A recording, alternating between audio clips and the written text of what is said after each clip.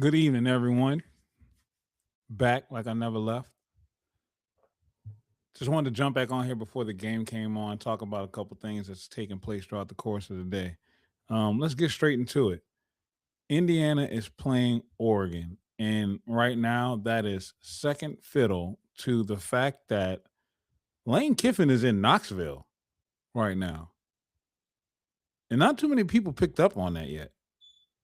And he himself is the one who posted the photo of it on Twitter. Makes you wonder, you know, only reason why he should be in Knoxville is because Levitt is trying to leave Knoxville to make it to Miami. And he was supposed to be in Miami tonight. So what's really going on? I mean, talk about a hustler, you know, owning up to the mistake and doubling back like, nah, Playboy, before you get down to South Florida, we got to get you back down to the boot. I'm sorry, brother. Go. I hope Lane catches him in the terminal, running through, running to the gangway with some flowers and a card and a balloon, just to say, I'm sorry. Why don't you come on home? I made a mistake.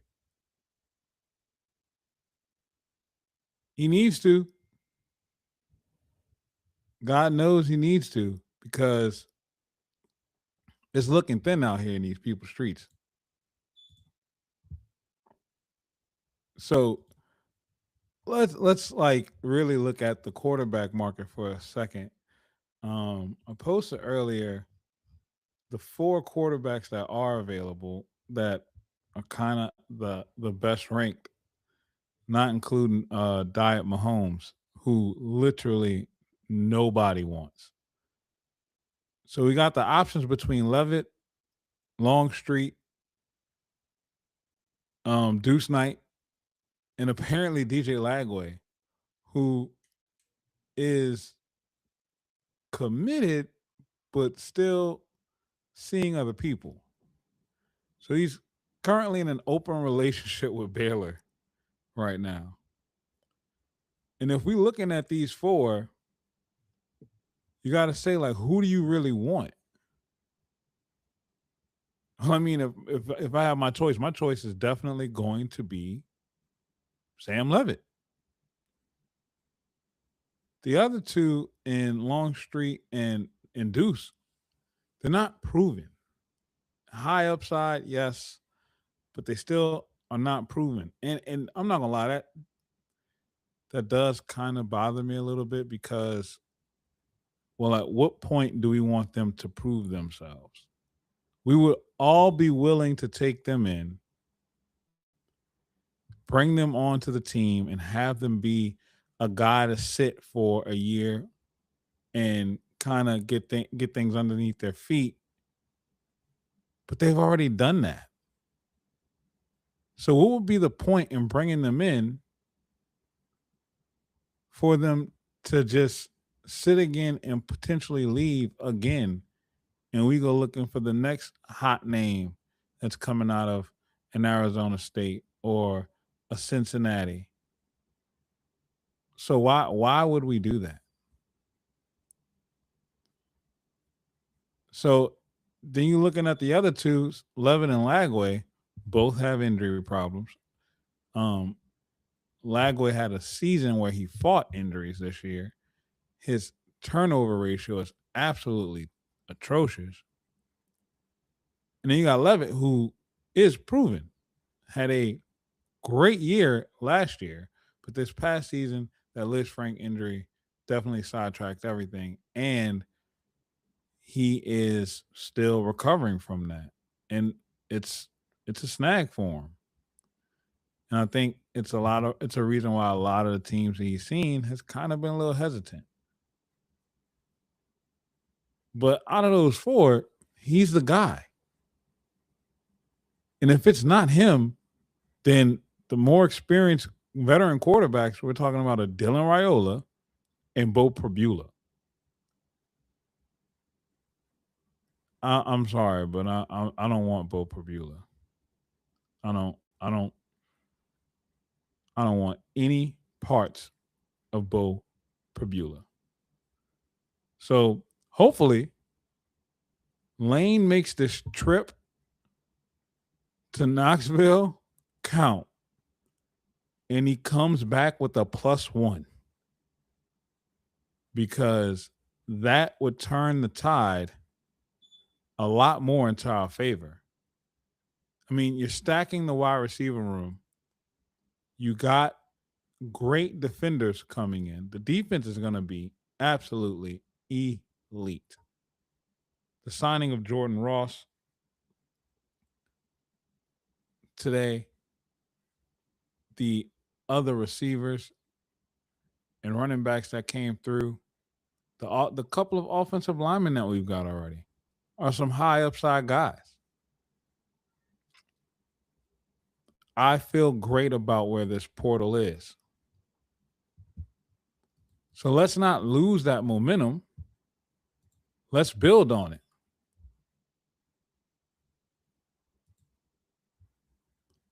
Let's build on it. What up, Joker? I see you, baby. Thank you for jumping into the stream, man.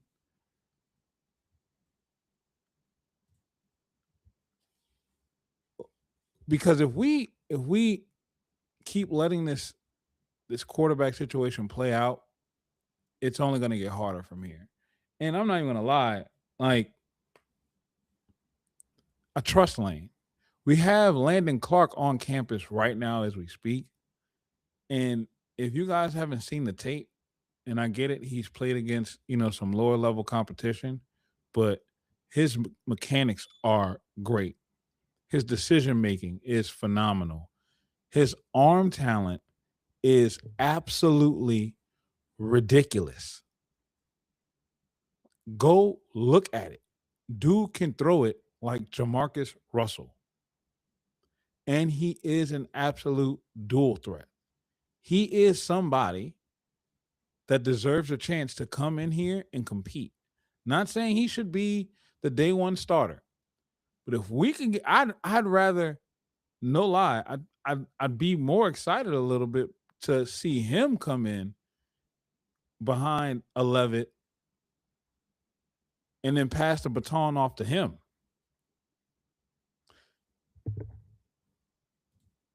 Absolutely. Kiffin in Levitt, in Knoxville getting Levitt. Gotta be.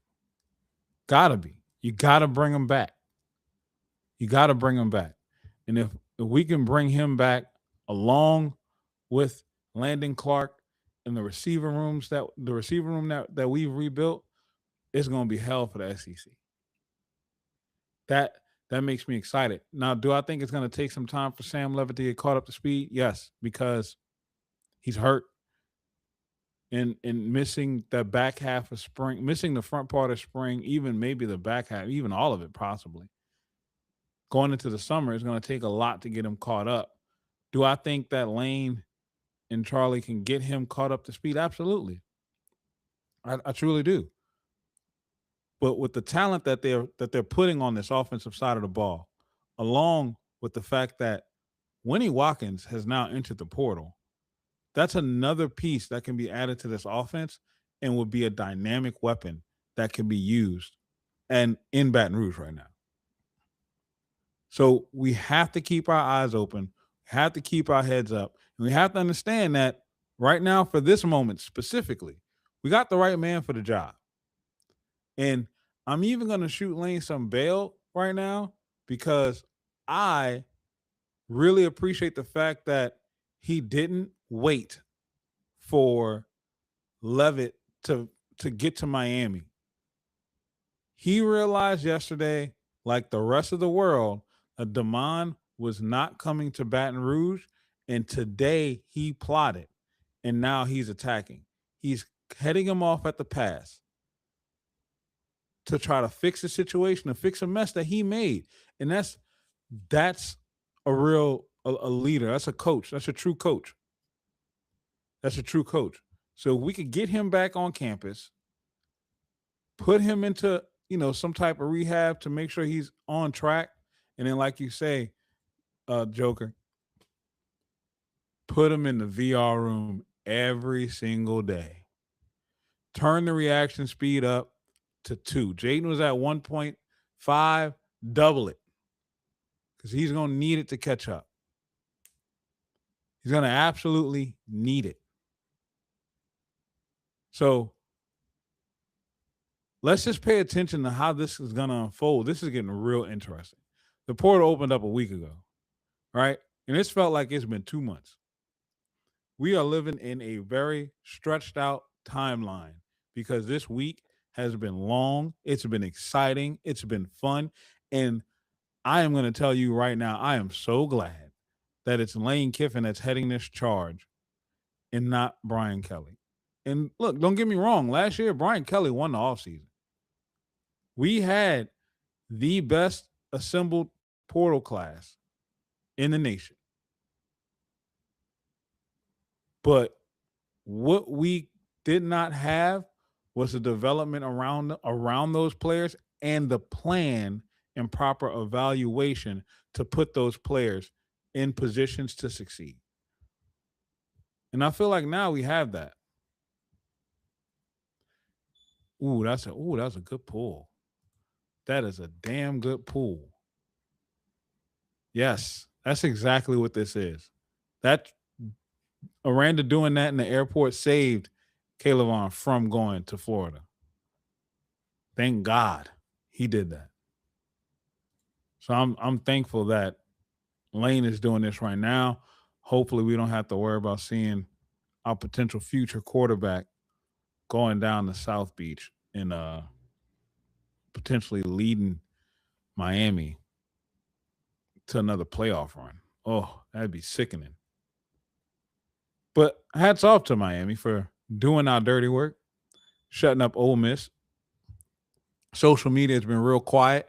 Ole Miss fans have been kind of silent, and I like it. I like it.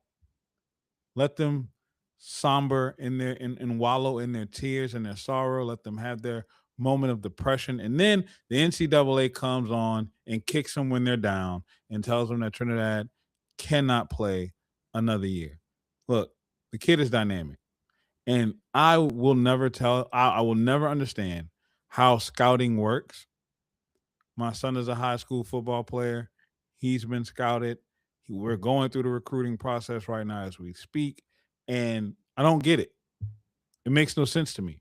One scout's going to say this, another scout's going to say another thing, and then you fall somewhere not even in the middle.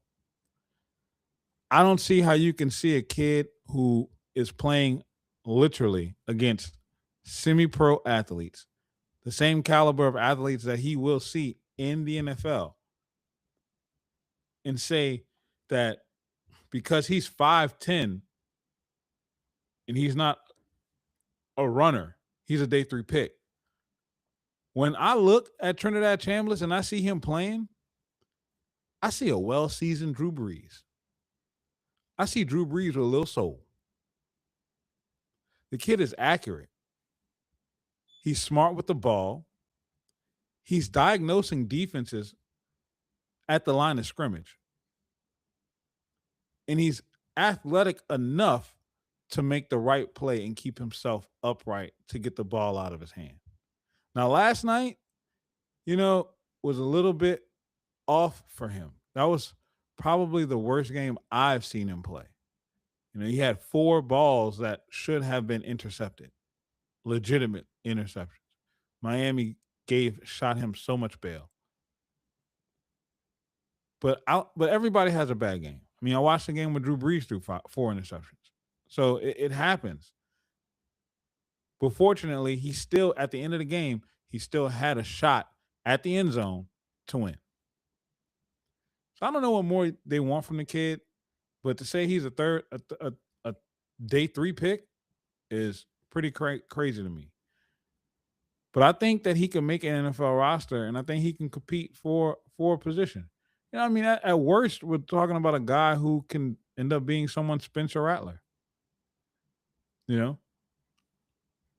So The fallout from Ole Miss is coming, and then, like I said earlier, Winnie Watkins has hit the portal, and LSU is going to be expected to be involved in that very heavily. I would not be surprised at all if we got a commitment from him early on, just because of the simple fact of the relationship that he has with Lane and Charlie. So we'll see how that goes.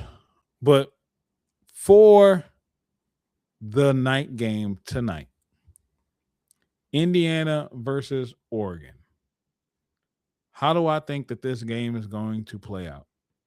When I look at Indiana, I love watching them play because they are a team as team.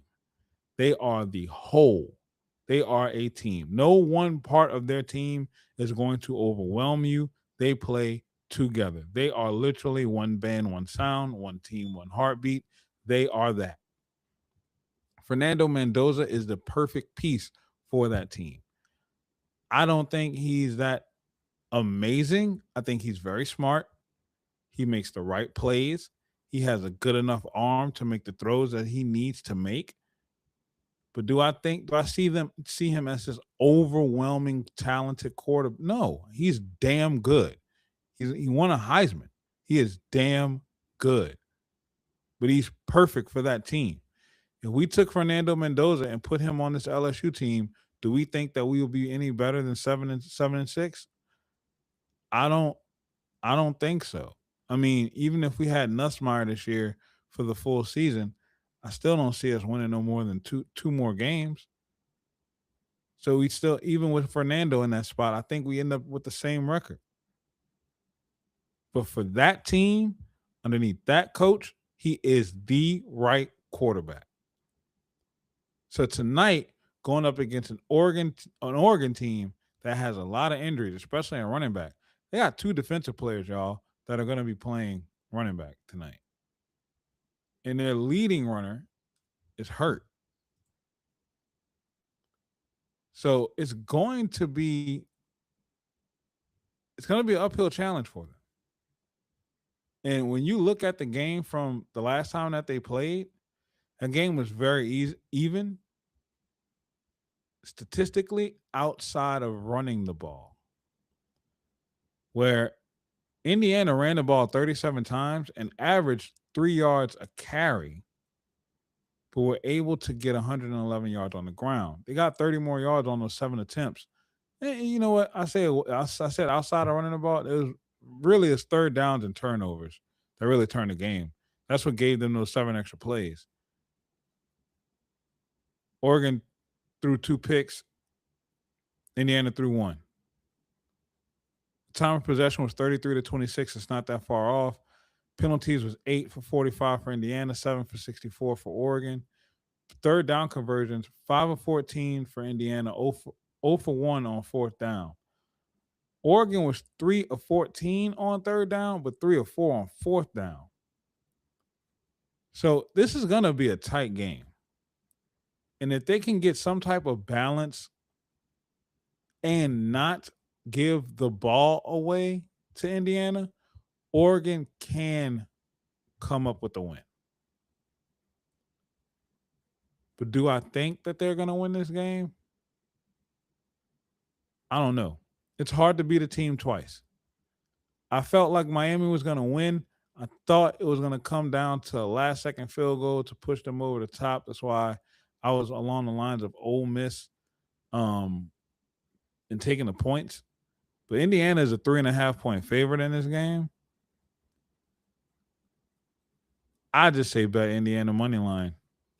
Take them straight up. Don't play around with the points because no telling what it's going to take to win this game. This is going to be an absolute dog fight. So let's go enjoy this game. Go get your snacks, get your popcorn ready, get your drink, have your beer, root beer if you don't drink.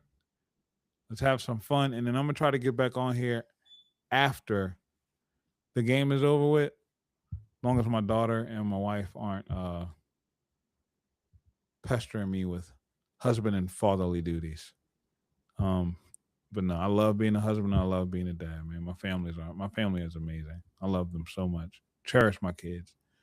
So let's go have some fun tonight. Hit me up on Twitter. Follow the show on Twitter, T_Podnola. Go hit the follow button for me. Talk with me on Twitter on my personal page. We've been lighting it up over there. It's been absolute fun. I like to have a lot of fun. I like to crack jokes. Tiger, thank you for coming in to the chat. Bring some more people with you. Next time, let's pop this thing off. Let's make this like the portal. Let's blow it up every time we can. And I'm definitely going to stream again tomorrow. I'm just going to figure out a time because my kids are busy on Saturday. So let's see what we got to do. Let's see y'all after the game. And don't cry too much, Ole Miss fans. Okay? Don't cry. You're used to losing. This is your natural state, unfortunately. See y'all on the other side, y'all.